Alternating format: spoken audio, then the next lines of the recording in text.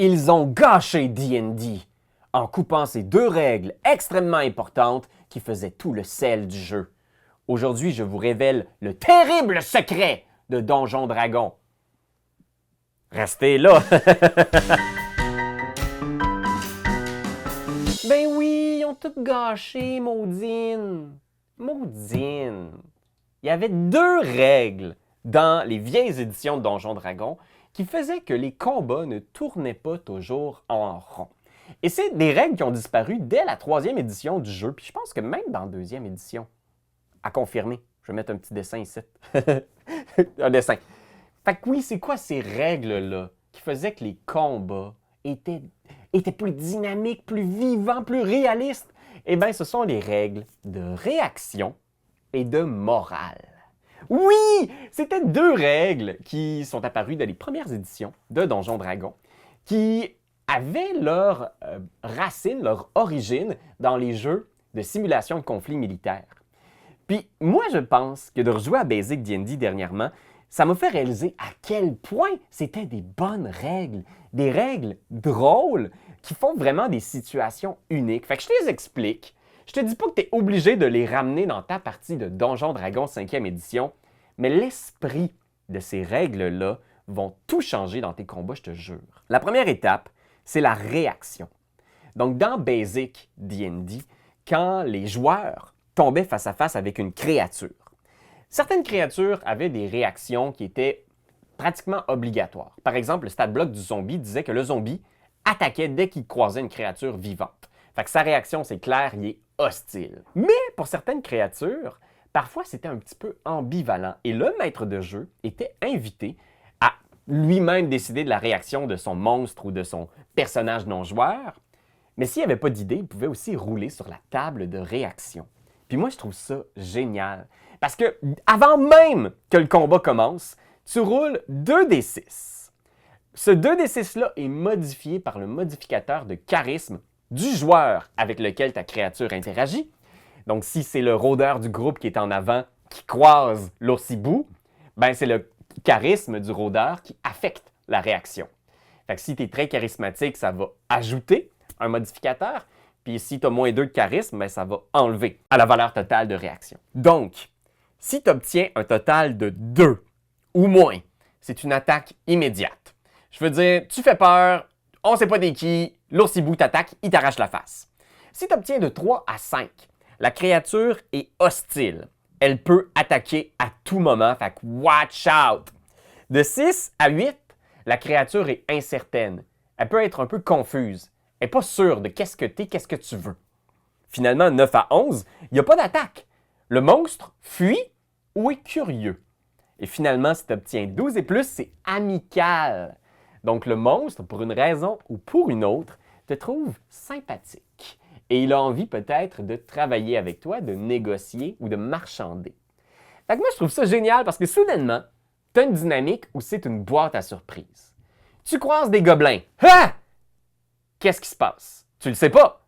Est-ce qu'ils vont être hostiles? Est-ce qu'ils vont être confus? Ou est-ce qu'ils vont même être amicaux? Hey, ils s'attendaient à trouver des aventuriers ici, puis ils sont contents parce qu'ils ont quelque chose à te vendre. C'est tellement chouette parce que soudainement, même toi comme maître de jeu, tu n'es plus dans une dynamique de comment je vais faire tactiquement pour tendre une embuscade. Tu vas découvrir ce qui se passe avec tes joueurs.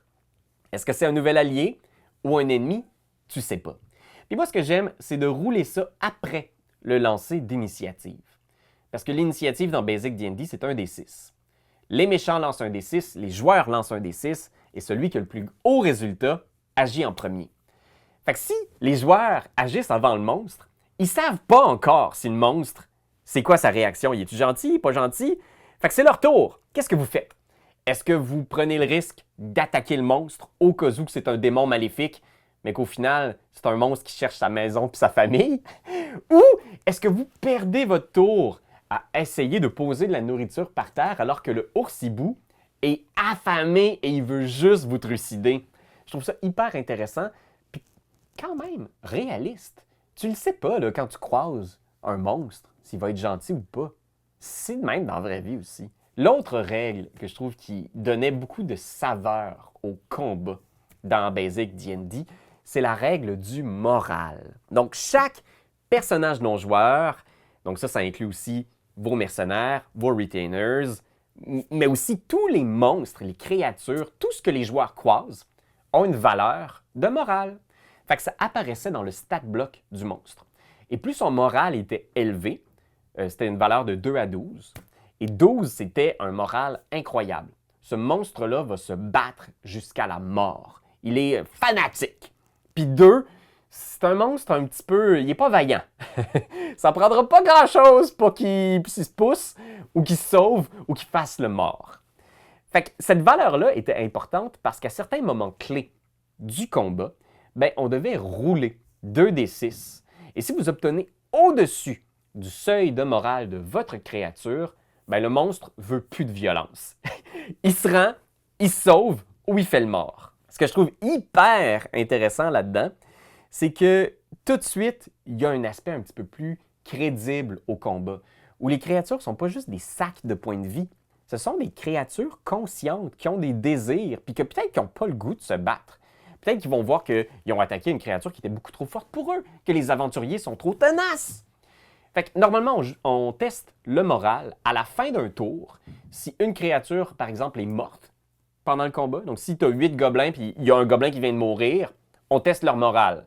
Est-ce qu'ils font comme « Oups, il y a un mort, c'est sérieux? » Mais si leur morale reste, ils font comme « Non, on a encore du jus, let's go! » On peut tester le moral aussi si la moitié du groupe a été décimée.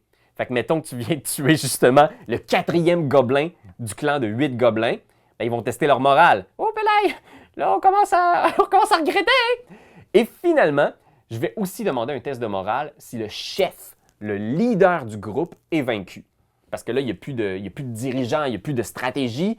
On est un petit peu à la merci de... Et il vaut peut-être mieux se sauver. Je vais aussi tester le moral si un de mes joueurs, qui est très convaincant, dédie son tour à être intimidant.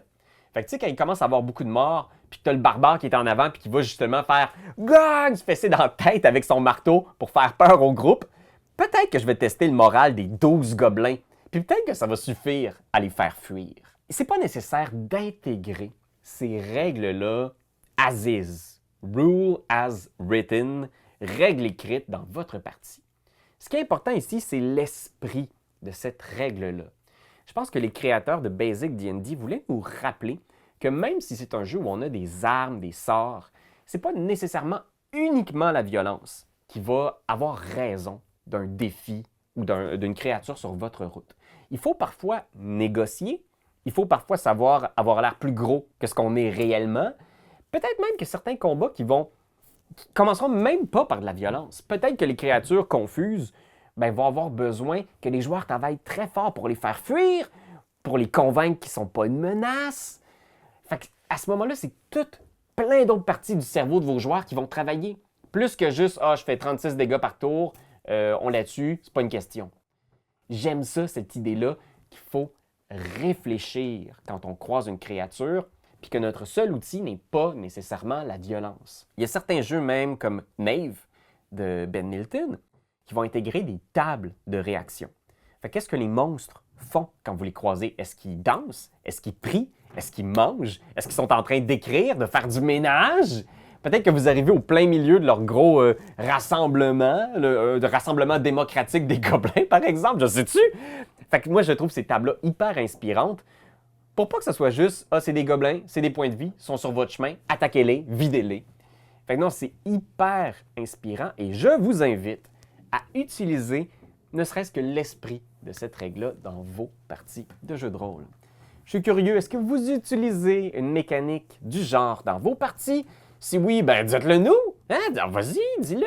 N'hésitez pas à commenter parce que c'est vraiment une super communauté sur la chaîne. Je voulais vous dire merci, tous les gens qui prennent le temps de laisser un petit mot, de poser des questions, aussi de me relancer. Hein, c'est des questions des fois délicates que j'aborde dans les vidéos. Fait que quand on a des discussions musclées dans les commentaires, dans le respect, ça me fait toujours plaisir.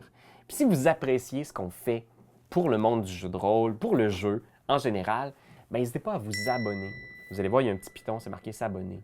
Faites peser dessus. Ça nous aide parce que ça, là, c'est comme une espèce de marqueur de où est-ce qu'on se rend dans notre aventure de jeu de rôle, de communiquer tout ça avec vous.